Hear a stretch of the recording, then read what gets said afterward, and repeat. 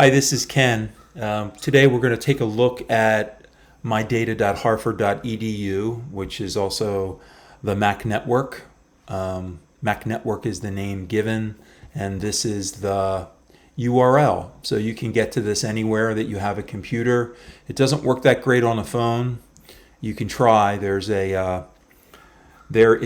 an app from Pidio, which you might see down here, but I wouldn't recommend that. So the best way to view the Mac network is through a browser, and any browser works. What we have here today is all of the resources that you have access to. Yours may look differently here.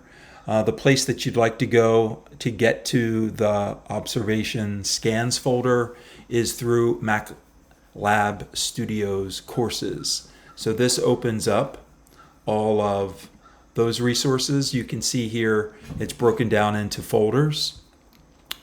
Everything for me is under my name, Jones, and we can navigate right over to Art 120. Art 120 takes us into our folders. You can see here is the path. So MacLab Studios courses, Jones, Art 120, Fall 20. This is one section of all of the courses together. So when you open up the observation scans folder, what you'll see, hopefully, are just images. Now, some of you here, there's just a few here, but these folders need to be removed so that there's just images inside the folder. You might think, well, as I zoom down here, I don't see mine. If your name is past H, that's because it's been broken down into 4 pages. If you look here, you'll see that there are 4 pages worth of scans. So I can go to the second page, third page, and on. So make sure that you do move your images outside of the folder. It might require you just to delete that folder. You can try to navigate through the Mac network, but it might be easier just to delete it and re-upload it.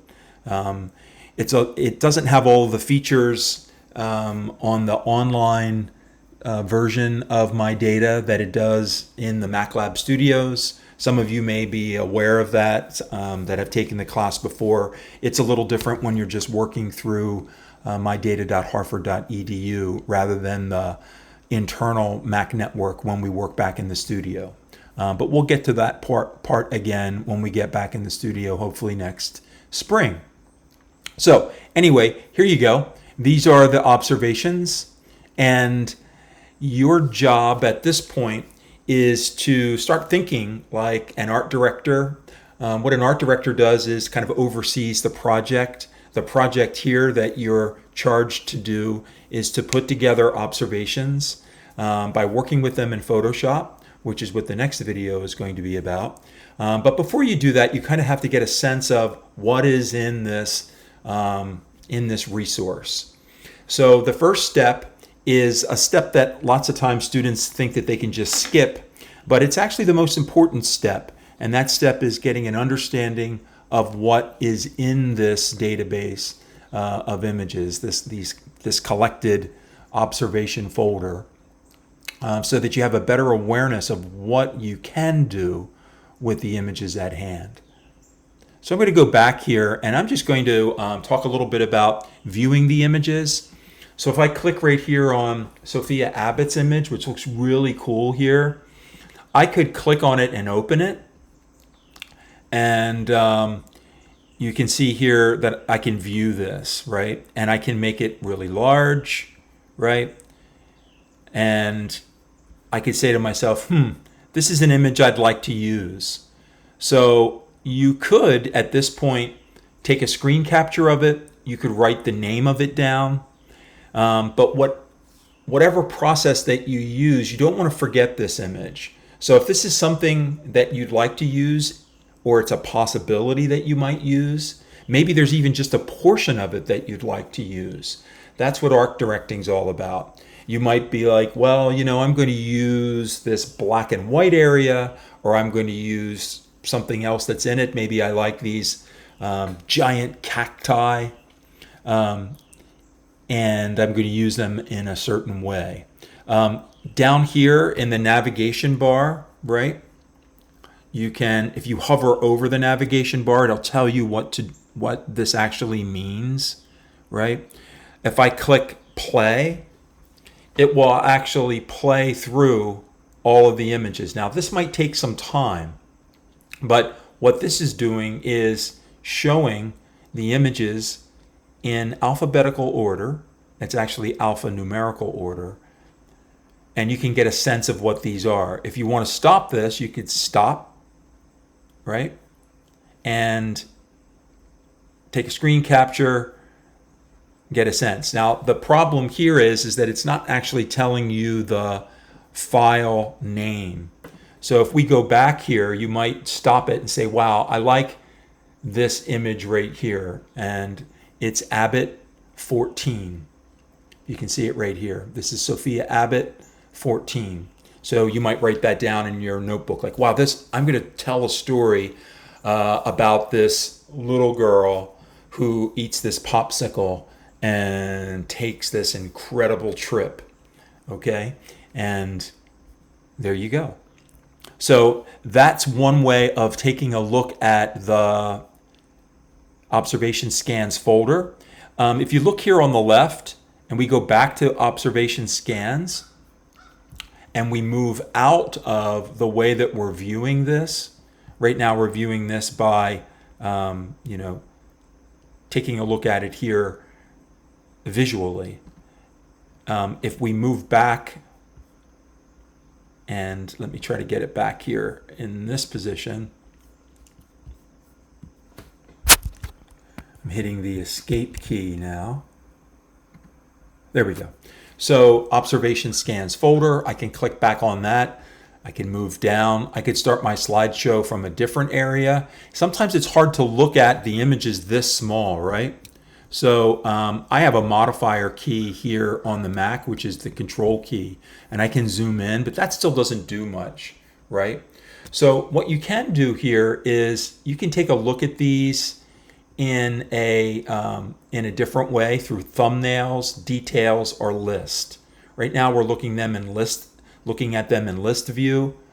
If we look at them in details view, that doesn't change a whole lot, but thumbs gives you thumbnails, and you might say, well, oh my goodness, this is kind of hard to view. Now you could zoom in, right, and get a sense of these, but you can also come up here and click this button, which is kind of hard to see, right? Look at this guy here, hello, right?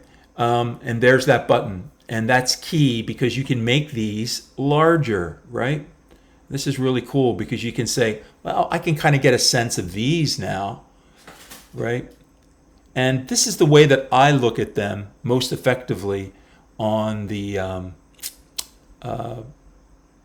mydata.harford.edu way of seeing things. So I can extend this window out. See how I drug that? I'm dragging it out from this side.